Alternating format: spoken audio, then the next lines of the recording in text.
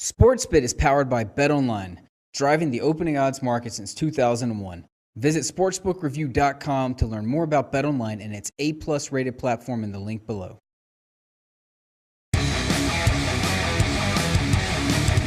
Welcome back to Big Game Breakdown here on SportsBit. We got Sunday Night Football to talk about. This looked like a great game when they scheduled it last winter. Looked like a great game over the summer. Looked like a great game when Aaron Rodgers was healthy. Does not look like a great game heading into this Sunday night. The Pittsburgh Steelers minus 14 against the Packers, 43 the total. And look, Pittsburgh is not an easy team for me to lay touchdowns with, multiple touchdowns with.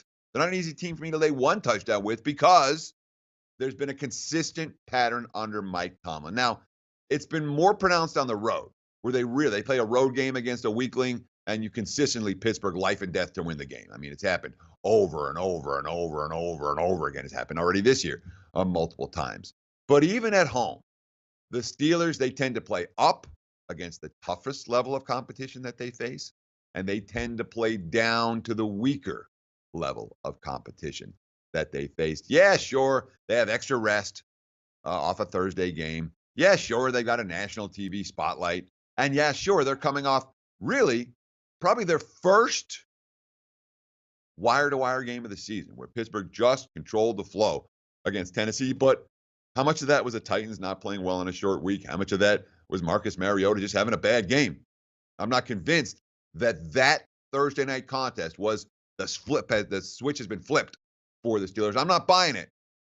Even if they win this game by margin, I'm not buying it. I got to see Pittsburgh beat somebody good in a step-up situation because there's a lot of concerns about the offense. Look, Antonio Brown's having another MVP caliber season. 70 catches, over 1,000 yards, 6 touchdowns. He's making plays after the catch every week. He makes Ben Roethlisberger's stats look better than how Big Ben has thrown the ball, which is mediocre. But Pittsburgh still can't run the football, And when it comes to Le'Veon Bell's production, look at the numbers.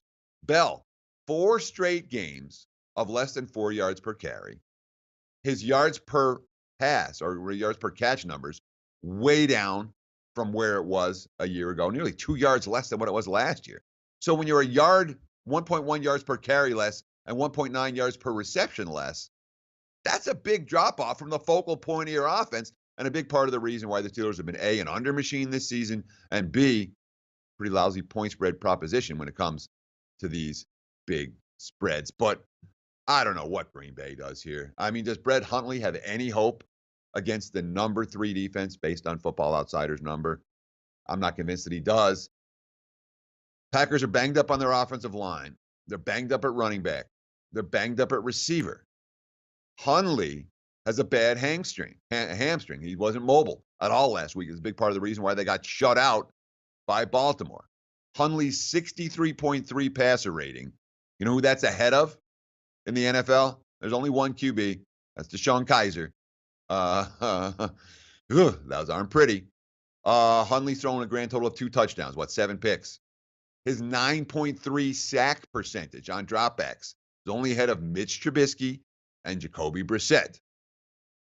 He hasn't been good, and that's putting it mildly. And it's a situation where not only does he have to be good, teammates around him have to be good. And right now, Green Bay, there's not a lot to like about this Packers squad. Aaron Rodgers, worth as much as any player in football when it comes to one player making all the difference. Rodgers masked a lot of Packers flaws.